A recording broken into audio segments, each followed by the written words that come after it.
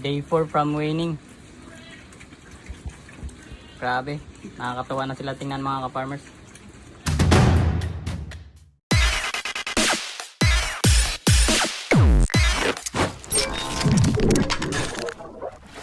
Magpapakain na tayo ngayon mga ka-farmers. Bago tayo magpapakain, linisin muna natin tong area. Kasi pag maglilinis tayo habang kumakain sila mga ka-farmers, hindi sila makakain ng maayos. Gawa ng mailap pa rin tong mga bake natin. Bago tayo maglinis, babad muna tayo ng pagkain nila. Still in transition pa rin tayo. Bali, ito yung previous na kinakain niya. So pagpatuloy lang natin to until 5 days. At ito yung tinatransit natin. Itong starter na same company lang din, Ultra Pack.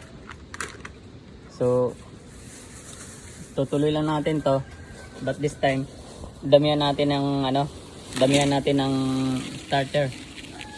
Kasi para masanay sila na ito na yung pagkain nila. So okay mga ka-farmers, ito yung starter. Kasi lalim yung Piggy Bloom, yung mga maliliit. So babad natin to. Lagyan natin ng tubig na may probiotics, yung tubig na yan. So yun na yung tubig na i-intake nila mga ka-farmers. Hindi na tayo magbibigay ng iba pang tubig. Kung ano yung binabad natin dito sa pagkain nila, yun na yung tubig nila. So nakokontrol natin yung tubig nila na may intake nila. So habang binababad natin yan mga ka-farmers, maglilinis muna tayo. Okay na mga ka-farmers, malinis na rin yung kainan nila. Nakapaglinis na rin tayo dito without using the water. Gamit lang natin ay yung rice hull. So since malinis na mga ka-farmers, pakainin na natin sila at nangihingi na. Ito pala yung technique para sa mga mailap na bake mga ka-farmers. Pagugutuman natin ng konti. Ayan o. Kasi pag gutom na sila, lumalapit talaga sila. Nangingi ng pagkain.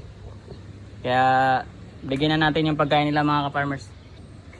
So ito na yung feeds nila mga ka-farmers. Yung pagkain nila. Dik dik dik dik.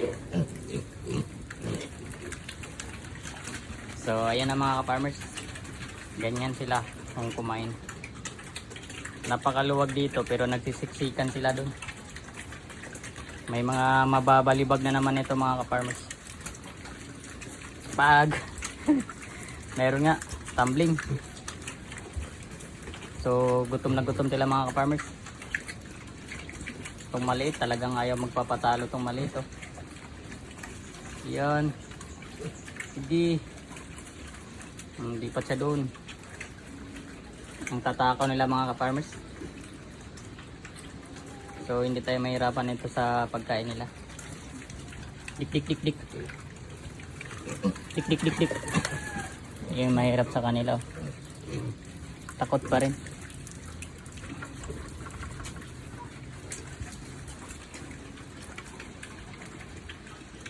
Day 4 from waning. Grabe, nakakatuwa na sila tingnan mga ka-farmers. Lalo na itong isa oh. Dapat Korea usog. Na-stuck na yung isa dun. Wala na. Hindi na siya. Na-stuck na.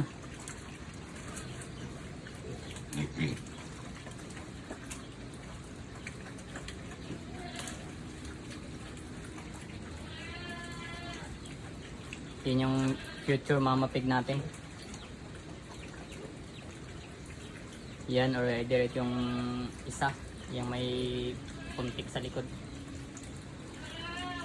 Mamimili lang tayo dyan sa dalawa kung ano yung kalalabasan nila.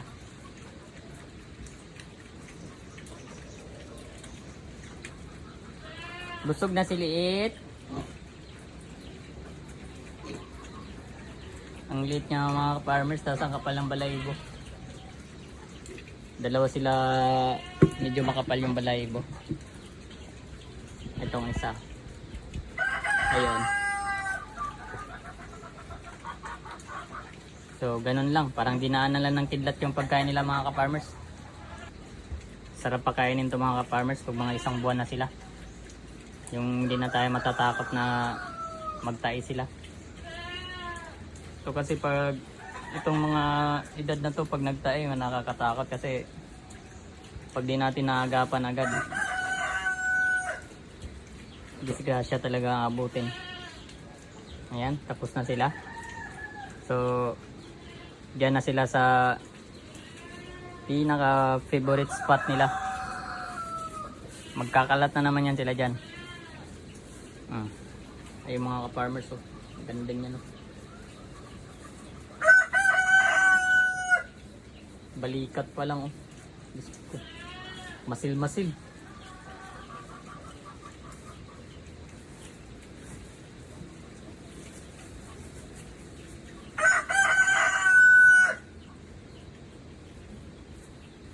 Ito wala siyang muscle pero ang haba ng katawan.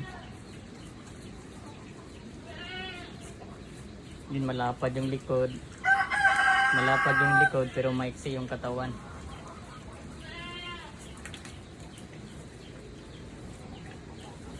Kaya mas pabor tayo dito sa isa